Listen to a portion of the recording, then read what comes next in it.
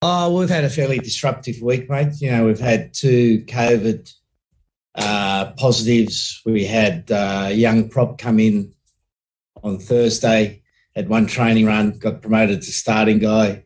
We lost Jamie at halftime, Jamie George at halftime. Carl Singler got a bad dead leg early in the first half. So we had to battle today. We had to battle really hard. And I was really pleased with the attitude of the players because it wasn't as we predicted probably it was going to be more of a free-flowing game like Australia like to play. But it turned out to be, a heavy penalty game, a lot of set-piece contests, a lot of kicking. And I was pleased the way we adapted our game and fought through it. And also really pleased the way our finishers finished the game. You played some really lovely stuff at times, thinking about the first try, 3 or 4 times you could have scored again. Why do you think the game, though, got a bit scruffy? Well, sometimes it goes like that, mate. We got a couple of penalties in that when we had possession. When you get penalties when you have possession, particularly for sealing off, it tends to disrupt the flow of your attack, and that's what happened today. There was no lack of intent. So, yeah, I'm not sure, mate. If we knew, we'd all be able to play a perfect game, but we don't. And Owen, how are you after coming off in the second half? I'm okay. I got a bang on the ankle, and we'll see how it turns up tomorrow. But it feels all right. But no concerns about next week. Not at the moment. We'll see how it goes. Cool. And just one more from me, Eddie. Any individuals particularly stand out for you today? Bevan Rod, mate. To make his debut against a bloke who's played 113 caps and play 60, 65, 70 minutes, whatever he played, is a remarkable effort from a young man. He's a young prop. As I said, only had one training run with us. I thought he adapted well. And then Jamie Vermeer, who's a young hooker, but we've identified we think he can make a really good test hooker, and I think he set a record for scoring a try in his first 4 tests. He's got that scent for the ball. He's got a bit of work to do on his set piece, like most young hookers do. But those two guys, I think, were really outstanding. Thanks, guys. Thanks, Chris. James Cole, please. Eddie, what did you make of the Smith-Owen Farrell partnership? Yeah, well, they're a bit like, two opening batsmen who haven't batted together facing a new ball for the first time. Every time they bat together, after this, they'll be better. But, I thought the first try we scored is probably one of the best tries I've seen from an England side. Our handling, our running lines, hitting the holes was absolutely outstanding. And we want to do more of that, and we're aggressive about wanting to do more. It's just not going to happen all the time. But I thought, really promising from those two guys. And you see that as a partnership for the long term going forward? Do they complement each other well? Oh, look, we think so, but, they've both got to get picked, mate. The competition in this squad is red hot. We've got 34 players competing for 23 spots, and we know Owen's a good player. He's played, I think that was his 100th all-round test, if you include the Lions. And he's getting close to 100 for England. So we know he's a bloody good player. And we know Smith's going to be a good player if he keeps working hard. And how is Jamie George? What chance of him being fit for next week? Yeah, he got a fair whack on his knee. He's a tough guy, and to come off at halftime would make it not impossible. Nothing's impossible, but we'll just have to wait and see, mate. Does he need a scan? Oh, they all need scans, mate. You slip over in the bathroom now, you need a scan. And just in terms of Joe Marler, he comes out of isolation Thursday, I think. Does that rule him out of next week? No, not at all, mate. He sent me a photo today. He was eating very healthy wraps. I think he was trying to send a message that he's preparing for the game, and we know what Joe can do, so he'll be a possibility for us. And with South Africa and the physicality, are you tempted to call up another front row, or are you happy with what you got? Look, we'll just see what the lay of the land is tonight, mate, and then we'll work out what we need to do going forward. Thanks, James. Is that you done? Sorry, one more. I'm struggling with my sausage fingers. Just on South Africa, a repeat of the World Cup final, a chance for revenge. Do you see it like that at all? Well, that's a nice media line, but they're a different team now. We're a different team. They're the World Cup champions. We're not. And it's going to be important tests against two very good teams to finish off the autumn. Want to finish off the autumn well. It's the final game of the autumn, so looking at it as a final. And we want to take them on. We're going to have to play a little bit differently against them to beat them, and we'll start preparing that on Monday lunchtime. Thanks, James. Will Kelleher, please. Hi, Eddie. Freddie Stewart was the official man of the match. Aside from the try that he scored, what's impressed you about his first few caps? He's got a good head on him, mate. Wants to improve, communicate well to the players around him. He's got a good awareness of where the ball is and where his support players are, and he's brave in the air, mate. I haven't seen an England fullback like him since Mike Brown that's courageous in the air like him. He claims every ball, and he's only a young kid, mate.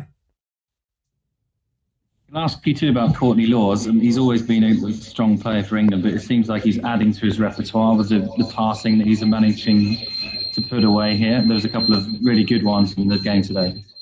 Yeah, I think he's developing his play. He's really committed to be the best player he can over the next 2 years. He's obviously getting to the end of his career, but he wants to be part of this side game of the World Cup, and he's working on his game to keep improving. And again, I thought he put in a good performance today. The senior guys today had to dig deep because they didn't have too much support around them. You look how young the team was, particularly at the end. Those senior guys played a really key role for us. Your own personal record is now 8-0 against Australia. Does it ever get old for you? Well, I don't look at it as personal. For us today was a chance to get a little bit better. I'm pleased we got a little bit better today, and we know we're going to have to get a little bit better next week. So the personal stuff's not really a concern for me, mate. Thanks, Will. Alex Lowe, please. Hello, Owen. Just a question for you, please, on your partnership with Marcus, but also further out with Henry Slade spending a lot of the game at 15. That sort of malleable back line with people popping up in different roles. Can you just give us your thoughts on how you felt it went really with its first outing? Yeah, it felt okay. It felt comfortable. I think we'd have liked to get our hands on the ball a bit more and be able to play. But it's just, as Eddie said, it was how the game went. And we've done a lot of good work in training this week, and hopefully we continue to get better. Next week we'll see what happens. And just on your selection of Manu in the 14 jersey, but he seemed to spend most of the game in a pretty familiar position with Henry at 15, where he's played before. Was that the plan, or was that how it turned out? Oh no, we were always going to mix and match, and I said that when we announced the team. But unfortunately, we've got to put fixed numbers on their back. I'd prefer in rugby if we went to the basketball system where the players could pick a number at the start of the year and that's your number. Because even if you put them in their traditional numbers, it's very rarely that a 12 passes to a 13 that passes to the winger. The combinations are all different. The games become a lot more fluid and transitional. As you saw today, we had a strong set-piece contest, but then there was a lot of transitional play where players have got to find their position, find their support in relation to another player. So the numbers, is fairly archaic, I think. Thanks, Alex. We will finish up with James Wild and then Christy Doran. Thank you. James, please. Owen, it seems like you're having a lot of fun out there. It's a very simple thing, but you're playing with a smile on your face. What do you put that down to? Me personally, do you mean? The teammates. Our team. We love being back here at Twickenham. We love playing in front of our crowd. We're enjoying what we're doing. We have a good feeling within the camp. The group's been doing a lot of work together, and that's not just the starting 15 or the 23. That's the whole squad. So there's a good feeling amongst the group at the minute, and these lads love playing for England, and I hope that shows on the field. Yeah, very much so. How are you going to take that into next week? Continue that fun. Well, we've got to improve. We want to make sure that we're better next week, and everybody wants to get better. Everybody wants to improve week on week, and we'll have to make sure that playing against South Africa, and we'll attack that during the week. We'll get after it. We'll make sure that we don't try and wait for it to happen. We'll make sure that we're the ones getting after it, and that'll be enjoyable. Cheers, mate. James and Christy, we'll finish with you. Thank you. Hi, Eddie. Congratulations. Shult Barnes said in a column just the other day that Australia is more likely to win a World Cup than against England this afternoon, given the injuries, given those that were missing. Can you just give us an assessment on where you think the Wallabies are at? Thank you. Yeah, well, I think they're going in the right direction, mate. I think it's important for world rugby that we have a strong Wallabies. I think Dave Rennie's done a good job. He's brought a lot of players through. It's a difficult time for them at the moment. They've been in the bubble a long time, and they got to show fight, which they did today. They hung in there. We were just a little bit too strong from the last 20. But if you look at what's ahead of Australian rugby, they got the World Cup in 2023 in France. Dave Rennie's doing a good job. They've got the Lions in 2025. I think they've been promised, or there's probably a handshake there somewhere along the line that they'll get the World Cup in 2027. And so they've got a lot to look forward to, mate. And the Australian sporting environment needs a strong Wallabies, as the world rugby environment needs it. So really positive. And I think they should be proud of their efforts today, given the circumstance they've been in. I was talking to one of the staff that I know quite well. He hasn't seen his family for 4 months because of the COVID situation. So that's tough for those guys. So we should be, very grateful that they've come up here and they've done this tour to keep world rugby going.